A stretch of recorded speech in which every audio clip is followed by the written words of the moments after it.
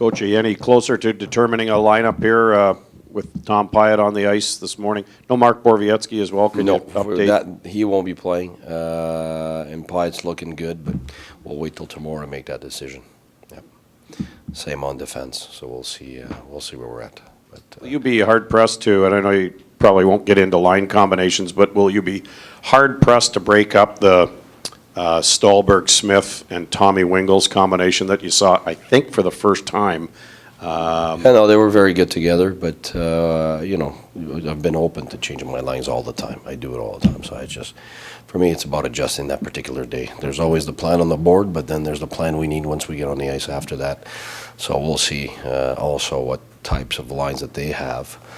They got a 4-line depth, so we have to be able to match that. So definitely we'll have to make decisions to be able to match that. What did that trio give you on Sunday, Coach?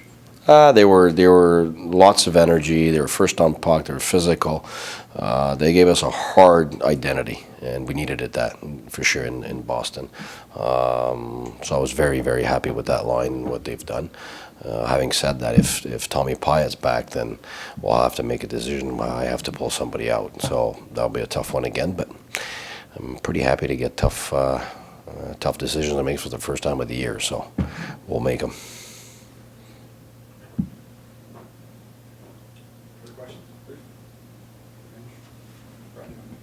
What do you expect from them? From them? Well, from what I hear from everybody, we don't seem to have much of a chance. We're 10-1 in Vegas against us. And everybody seems to think that they're going to roll all over us. So I guess they're a pretty good team. They got 4-line depth. They got speed. They got quality players in all lines. I think their defensemen are of very good sticks.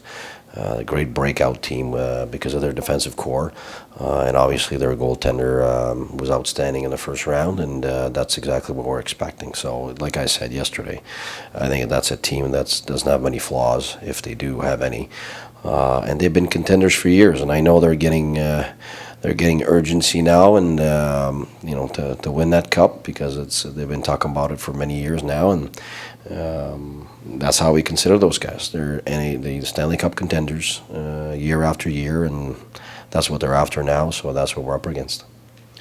I know you like when I ask if players have elevated their game in the playoffs, because you always say no. However, I'm going to ask again, Derek Brassard, have you seen him play any different type of game just based on the way he's been able to put up points here when the time matters? Same game, he's just put him in. That's the only difference. It really is. He's been playing like that for, I'd say, since December. What's different is he doesn't hesitate to shoot anymore. That's the difference. The rest is exactly the same. I think he stopped trying to play for everybody else and just started to play his game with no hesitation. He's an emotional guy, and when there's emotion, when there's pressure, he's really good. And I knew that. I had him before, and that's exactly what we got right now. It's playoff time, and he's at his best right now, and but he's been working like that, and he's been playing like that for a long time. It's just right now, without the hesitation, he gets that fraction of a second that gives him the result right now. So really happy about it. Guy, you have players in your room that haven't played this far into the playoffs in their careers before. What sort of message do you have for them about what the moment requires to keep trying to get down to the Final Four? You know, right now, I'll be honest with you, we're not thinking Final Four. We're thinking the first 10 minutes of the first game, just like we have approached the Boston series. And, you know, we're expecting the toughest games. We're expecting as tight as the first series was. And it's not just our series. You look at all the other series. I mean, the Toronto one went, you know, out of 6 games, 5 of them went in overtime. 4 of our games went to overtime.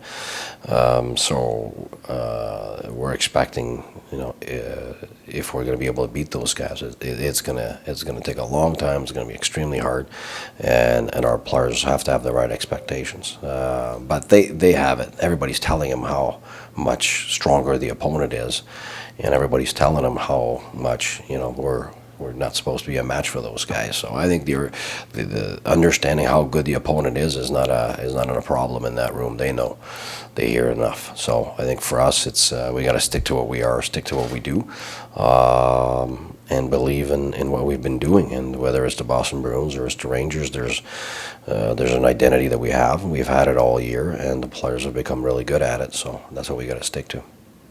You just spoke about Derek playing with that emotion right now. How do you think facing his former team after so many years plays into that emotion? You know what?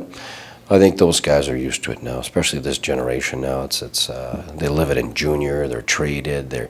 Not a lot of guys stay in the same organization for many years anymore. And so that's what their reality is. Guys are either traded often, or free agency gets them to play on other teams, and players are used to that. I mean, I think it's something now that.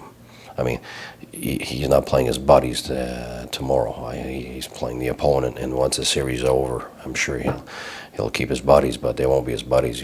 We've seen in the past the Primo brothers fought and the Sutter brothers fought, and I think guys understand it's war out there, and once the series is over, then you go back to real life. But I think for Derek, he's a professional. He absolutely understands that. Guy, when you feel the pressure is all on them, is that an enviable position for your team to be in? You know what? For us, we're really not looking at how much more or less pressure we've got. We really need to be at our very, very best. That's what we know. Like, if we're not at our best, we don't have a chance. We understand that, and so we have to put our A game on the ice.